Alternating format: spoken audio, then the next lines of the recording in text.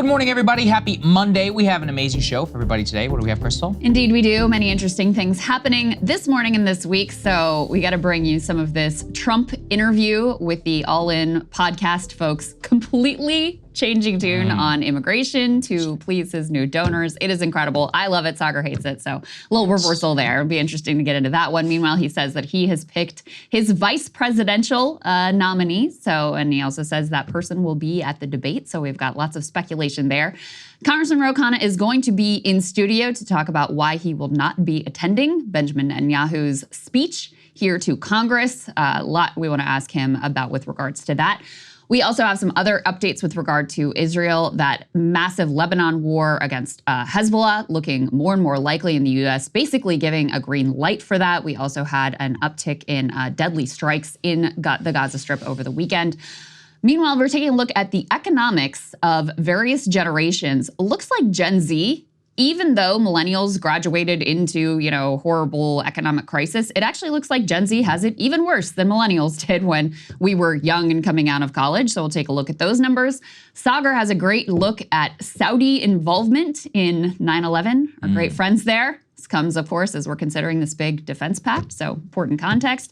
And we also have New York Times columnist and author Peter Goodman, who is asking whether global trade was a mistake in a new book that I took a look at. It's an excellent book. I really recommend it. It's about how the supply chain went completely haywire during COVID, getting down to the granular specifics of, trucking and ports and shipping and all of that. So very excited to talk to him as well. Before we get to any of that, though, Saagar, this week is debate week, which is kind of crazy. Debate night, the earliest presidential debate in modern American history. We'll have live coverage here at the desk with all of the crew. We're going to have a special section for our premium subscribers. They're going to be able to ask questions during that debate. So go ahead and sign up if you want to get in on that, breakingpoints.com. We're really excited. We've got all the coverage planned, special graphics, etc. So just, programming update then on Thursday. Thursday morning, we're not going to have our normal show. We will go live. What is it? Around 8 o'clock, something like that. We'll keep everybody updated and we'll go all the way through after the night. We'll bring everybody some analysis and all of that. So staying up late for you guys. Yeah, that's right. Major sacrifice. This starts at 9 p.m., all right, which is already an attack on both of our lifestyles. But that's the sacrifice that we do for you. All right, so let's go ahead with that and get to the show. As Krystal alluded to, Trump sat for the All In podcast, popular technology podcast, for those not familiar, hosted by 4 venture capitalists. And 2 of whom are donors to him, by the way. That's we right. should note. 2 of them. Well, I don't know about, I think Chamath, yeah, you're right. Chamath is a donor. David Sachs, certainly. I've had David here on the program. You can watch that interview if you're interested. All of them are very wealthy, near billionaire status, if not billionaires literally themselves. Here is a question from Jason Calacanis. Jason is kind of the center-left host of the All In podcast. And he asked Trump about high-skilled immigration visas being stapled to green cards. This has been a major priority for tech oligarchs for more than a decade now at this point. And just listen to how Trump answered the question. Let's take a listen. We need high-skilled workers in this country. Yes. We need to recruit the best and brightest from the world. Every time we get somebody super intelligent from India or Europe, any country, that's 3 of us are immigrants, sir. Yeah, and 3 of the 4 here are immigrants, the ones without the ties. And we can get these great people into our country, and that's a loss for our adversaries and our competitors, and it's a gain for us. But I've never heard you talk about this. Can you please promise us you will give us more ability to import the best and brightest around the world to America? I do promise, but I happen to agree. That's why I promise. Otherwise, I wouldn't promise. Let me just tell you that it's so sad when we lose people from Harvard, MIT, from the greatest schools and lesser schools that are phenomenal schools also. What I want to do and what I will do is you graduate from a college, I think you should get automatically as part of your diploma a green card to be able to stay in this country. And that includes junior colleges too. Anybody graduates from a college, you go in there for 2 years or 4 years. If you graduate or you get a doctorate degree from a college, you should be able to stay in this country. And you know more stories than I do, but I know of stories where people graduated from a top college or from a college, and they desperately wanted to stay here. They had a plan for a company, a concept, and they can't. They go back to India, they go back to China, they do the same basic company in those places, and they become multi-billionaires employing thousands and thousands of people, and it could have been done here. It was such a big deal. Somebody graduates at the top of the class, They can't even make a deal with the company because they don't think they're going to be able to stay in the country. That is going to end on day one. That's going to end on day one. Let's just say this is probably as big of a flip-flop as it gets there from Donald Trump. Look, personally, I think this policy is incredibly idiotic and stupid. Basically, would just continue to turn universities into foreign visa farms.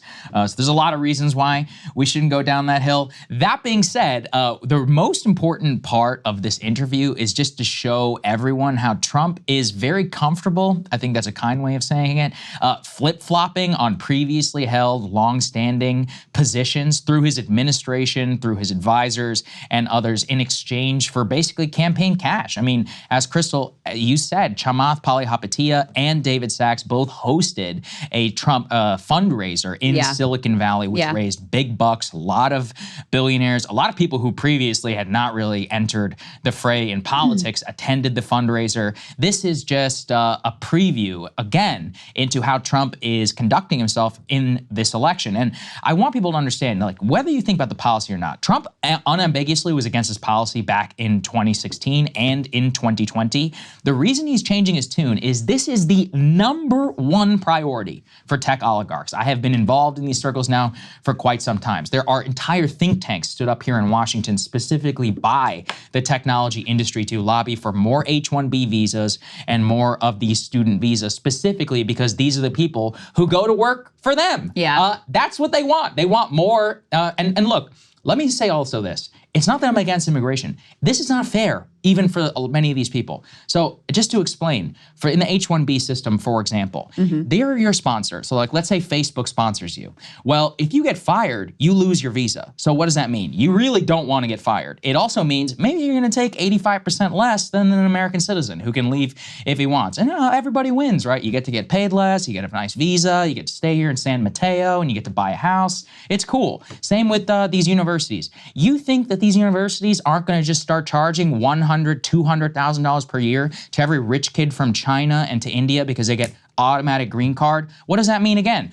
Oh, U.S. citizen, he's a problem. She's a problem. You gotta, oh, she can leave if she wants to. Oh, well, what if she decides not to graduate or something like that? They have you by a chain. You're like a slave. That's what a lot of these systems eventually evolve into, not to mention just outright visa fraud. So these are all things that you could go listen to Stephen Miller say, for example. But now, because these tech people are putting money into his pockets, Trump, just like on several other issues, either that he doesn't care about or previously had flip-flopped on, like TikTok, if it's up for sale to the highest bidder. That's why it's ridiculous. I mean, I find it so entertaining because it's funny. Like, don't get me wrong, it's funny. Just so. It's just such a shameless cash grab. It's incredible. I really recommend you go and listen to the interview we did with Matt Stoller, who was he was early to recognizing not just the different policies that Trump has promoted, but his rhetoric is completely different from 2016. I mean, he doesn't go after corporations at all. For those of you who were all about the Bud Light boycott or whatever, Trump got out there and was like, stop boycotting Bud Light, guys. Anheuser gave them money. Yeah, that's right. The Anheuser family literally cut him a check. Even on something that's just like a core hot button culture war issue, he took the side of the corporation. It's incredible to me. I mean, personally, I support this policy, but you're 100% right, Saagar. I support higher immigration levels. So what will happen here is he goes even further than Hillary Clinton did back in 2016, because her program, I think we have A5. We have it here. A5, we can put up A5 on the screen. Hers was just critical industry with regards to STEM graduates. Trump says, no.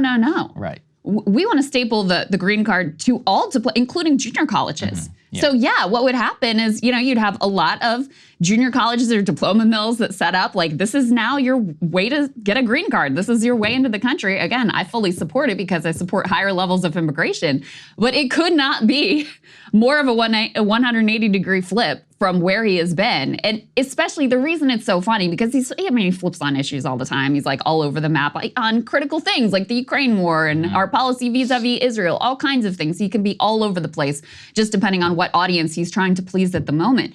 But the assumption had always been there were maybe a few things that he actually cared about. Immigration was at the top of that list. This man doesn't care about anything. He's decided the #1 priority is getting the cash from Wall Street, which he's doing very successfully. We're going to have some of the numbers there. And the big one that doesn't get as much attention is Silicon Valley. And that is reflected certainly with this policy, but also with his flip on, say, crypto, which is another area where he's done a complete 180 in service of getting donors. And this is also, we're going to get to, who he's thinking of for VP. This is also why I think there's a chance that Doug Burgum, former Microsoft executive, does end up as Trump's VP, because what does he bring with him? He's, no drama. He's sort of, people say he looks like George Washington. My daughter said he gives patriotic eagle. But anyway, I can see Trump liking the look of him. Yes. But number one, he brings a lot of money and a lot of Silicon Valley comfort to the table. And clearly that's something that's important to Trump. It's amazing. Yeah, Burgum is himself a near billionaire. Crypto is another good example. By the way, I support crypto, so I'm fine with it. But like you just said, it's one of those where it's like, dude, you're obviously doing this for cash, because Trump came out, and this was famous in the crypto Bitcoin community. He was like, I'm against Bitcoin. This is bad. His administration actively lobbied against Facebook Libra. If anybody wants to know, could go back and look into that. I mean, he was vocally anti-crypto, along with Steve Mnuchin, who worked in the government, much to the chagrin of a lot of people in the Bitcoin world. Then just the other day, the Winklevi, who you may remember from the Social Network movie. They're actually real, by the way. And they became fantastically wealthy themselves because they were very early to Bitcoin. They opened their own exchange called Gemini. Well, both of the Winklevi endorsed Trump just like a couple of days ago openly, because they're like, yeah, he supports Bitcoin. I mean, and so it's just naked. The TikTok one too, the TikTok flip. TikTok is a great example. Yeah. I recognize that. So Jeff Yost, is American billionaire, is worth some $24 billion. I think he's a Mar-a-Lago club member. He wasn't nearly as involved back in 2020. This time around, he makes his inroads to Trump. He's one of the largest single shareholders in ByteDance, which is the Chinese holding company that owns TikTok. Substantial portion of his own net worth is up in ByteDance. So what does he do? He donates huge amounts to the Trump campaign, ingratiates himself, and now all of a sudden Trump is pro-TikTok. Now, again, each of these policies, you can evaluate them on their face, like crypto, TikTok, immigration, whatever, that's fine. But what are we doing here whenever it's so naked and it's out in the open? So for all of those, like ultra pro-Trump people, I just think, look, at the very least, you got to make your peace with this and understand that whoever's got the cash is actually who's going to win. Not all that different last time around, but at least there was some rhetoric. And this is the thing too. Yeah, he's dropped even the rhetorical allusions to any sort of a different populist Republican Party. He tried to pull himself out more recently at a Faith and was like Freedom Coalition or whatever event, talking about, he's like, we need some migrant UFC events. Let's take a listen. Dana White. Did anyone ever hear of Dana White? He's a legend, right? UFC, ultimate fighter, ultimate fighting. And he's a fantastic man. I said, Dana, I have an idea. Why don't you set up a migrant league of fighters and have your regular league of fighters? And then you have the champion of your league. These are the greatest fighters in the world. Fight the champion of the migrants. I think the migrant guy might win. That's how tough they are. He didn't like that idea too much, but actually, it's not the worst idea I've ever had. So it's like he's trying to pull himself out. He's trying to get credentials back with the immigration hawks. And that's another one where I have no respect for people whose major issue is immigration, for example. And then when Trump, who is their God king, betrays them, they don't say anything. So shout out to, there's a lot of real ones out there. People like Ryan Gerdusky and others, they really care about the issues. They're actually consistent. They'll criticize people whenever they actually go against the grain. But here you have Steve Bannon, who is, again, he's the so-called ideological godfather of MAGA, of Jacksonianism. He's the major defender of the policy. Just listen to the most milquetoast criticism here of Trump whenever he outright flip-flops on this. Let's take a listen. The exit visa should be clipped to the diploma. The exit visa. We can't make the world. Okay, we can't keep the world on our shoulders and keep spending money on all these forever wars in this international apparatus in this empire. We want the nations of the earth to also make themselves great again. People, by and large, want to live back where they come from and where their folks are and what their culture and society is.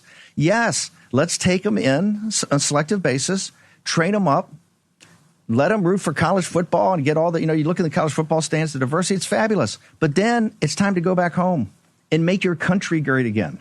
Work for your country and make it great again.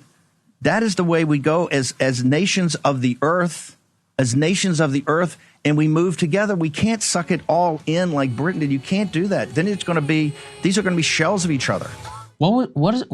These are going to be You know shells what of each- word I don't know what didn't that hear? means. You know what word I didn't hear that entire time? Trump, the guy who said the policy. This is what I'm talking about. It's like if a Democrat said this, if Mitt Romney said this, if Mike Pence said this, it would be slaughter out in the open. He wants to replace us. He wants to destroy Imagine if Nikki Haley all- had said if this on a Nikki Haley debate had said stage this. during the Republican And primaries. the only difference is I would have been like, yeah, that's stupid either way. But these people, they have no integrity. Like, in general, they are just willing to go along because they know if the clip goes viral, then Trump will find out and they're going to be out of his good graces and they'll stop being MAGA warriors. So there are very few out there who are being genuine, in their criticism here, but the nakedness of it, it's just too much. It's too much. And we have this Politico story which just details, so many key instances like this where Trump keeps flip-flopping his policy positions after meeting with rich people. For example, the All In podcast is what they start with. They point to the TikTok ban. They point to the cryptocurrency. But there have been other just cartoonish elements here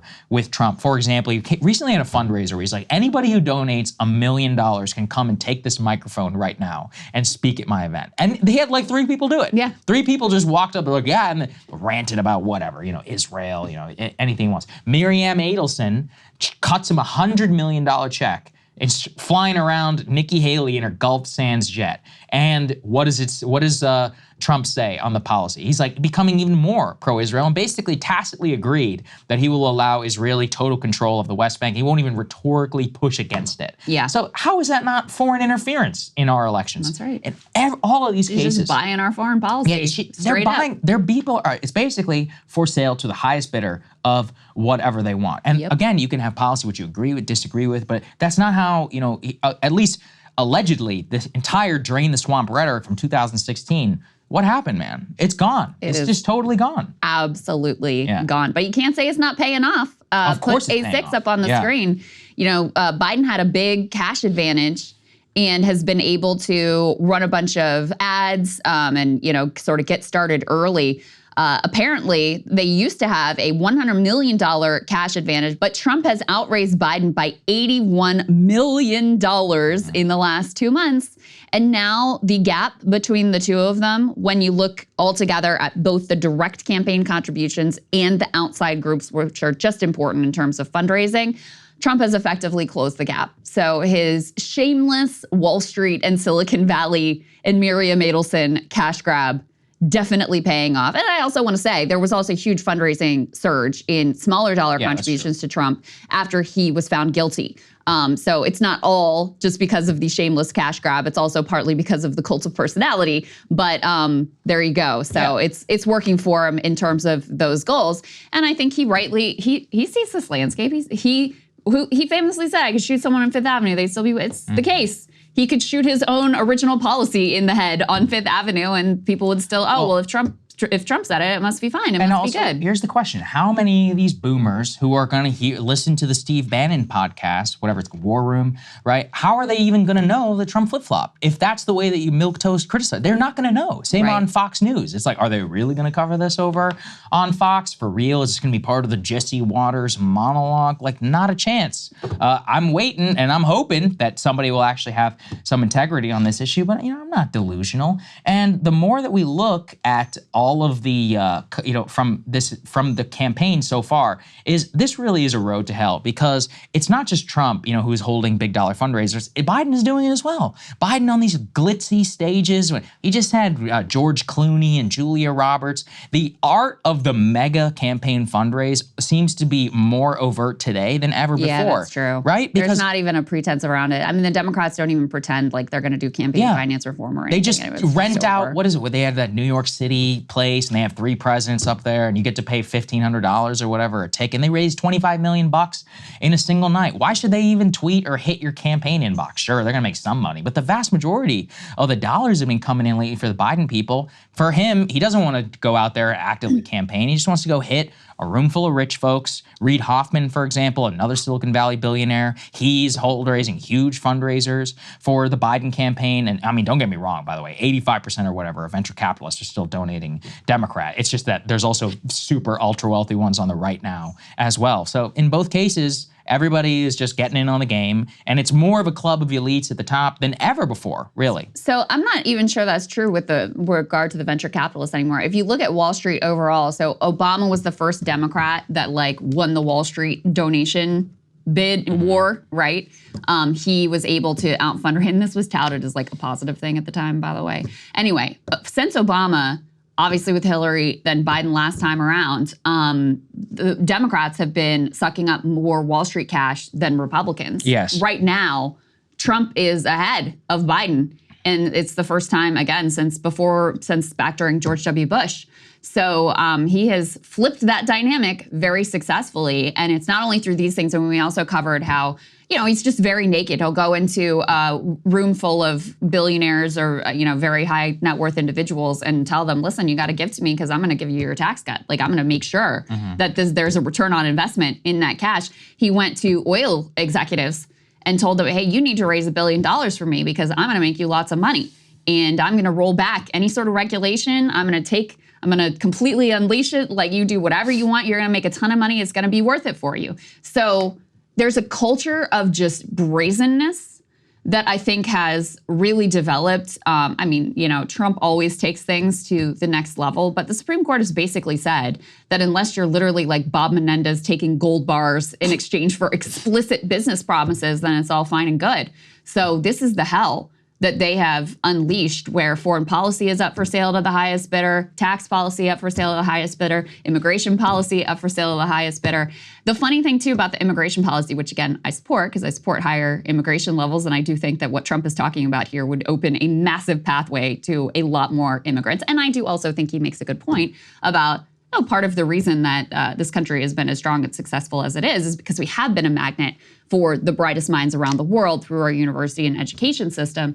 And to then say, okay, well, now that we've trained you up, you have to leave, I think is counterproductive in the terms of the national interest. But, the funny thing about it is, to your point, Saagar, if Biden proposed this, not a fucking chance. Yeah, not a chance. Yeah. Not a chance would this be allowed through. Trump could actually get it done, though, because you see the slavishness of the level of devotion to him, the cult-like, approach to anything that he utters. So if he actually, I don't know if he will, I don't believe a word this man says. Who knows what he actually would do in office?